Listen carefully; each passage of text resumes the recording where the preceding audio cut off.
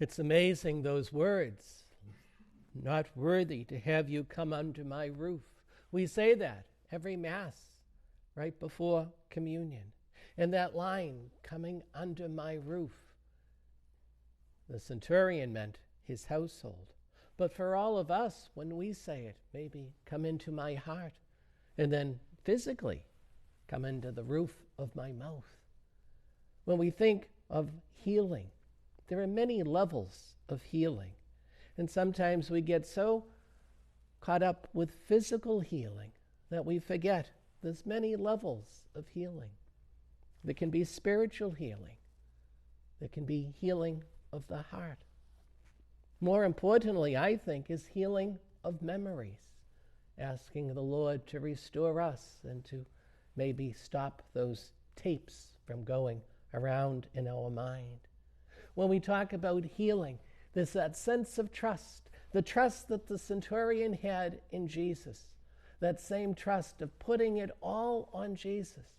And Jesus' will, your will, be done, O Lord.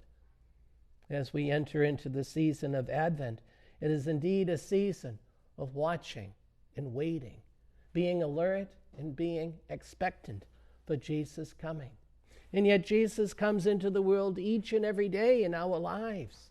For the day of the Lord in Scriptures means many things. Day of the Lord could mean judgment. Yes, it has that connotation. But the day of the Lord is when the Lord comes. And we who are Catholic are lucky enough to have the day of the Lord each and every time we celebrate Mass. Each and every time the day of the Lord is when we receive the Eucharist. The day of the Lord can be each and every time we enter into prayer. And in our prayers, it's that moment that we have petition. In our prayers, it's that moment, as we just finished celebrating Thanksgiving last week, a list of gratitude, the things we are grateful for.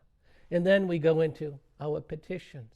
And maybe the petitions are for healing of physical healing, maybe mental healing, healing of memories, spiritual healing, healing of relationships. How important is that? The healing of relationships. In all of those petitions, we have to bring them before the Lord. All of those petitions, to bring them before the Lord and say, hey, Lord, here they are.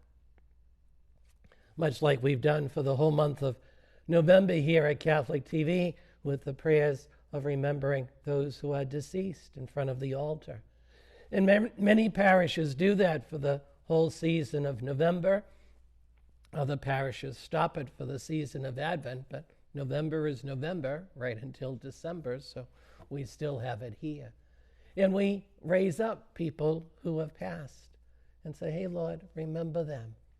And so the day of the Lord can be any day we invite the Lord into our lives. The day of the Lord can be any day we confront the Lord with what is really in our hearts. What is troubling us? What is bothering us? What are our joys? What are our mistakes? What needs to be our new beginnings? For the season of Advent is waiting, expectation, and joyful hope of the Lord's coming. The first section of Advent, up until December 17th, is expecting Jesus' second coming. And then from December 17th up until the 24th, we hear in Scriptures of Jesus' first coming. So the day of the Lord is any time we invite the Lord into our lives. And in our petitions and in our prayers, when we think of healing, there's many opportunities to ask for healing. Healing of memories, healing of relationship, healing in our hearts. For we have to be a people of hope. And despite the headlines and despite the terrible tragedies that we hear about and see on TV, we have to be a people of hope and say, our Lord is still with us. And it's up to us to be that messenger of hope, to be Jesus' eyes and hands, but more importantly, to be Jesus' heart into the world as we offer a message of hope in the midst of tragedy. We can say we're praying for them. We're praying for the people in Colorado. We're praying for the people in Idaho. We're praying for the people in Virginia.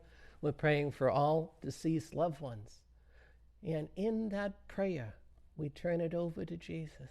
In that prayer, we say, here, Lord, this is beyond us. This is beyond me. It's beyond my control. I turn it over to you.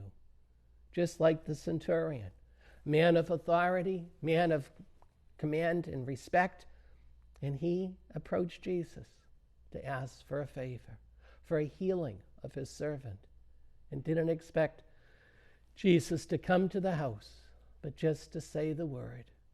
And we too say those words all the time. Lord, I am not worthy that you come under my roof, but only say the words, and I will be healed.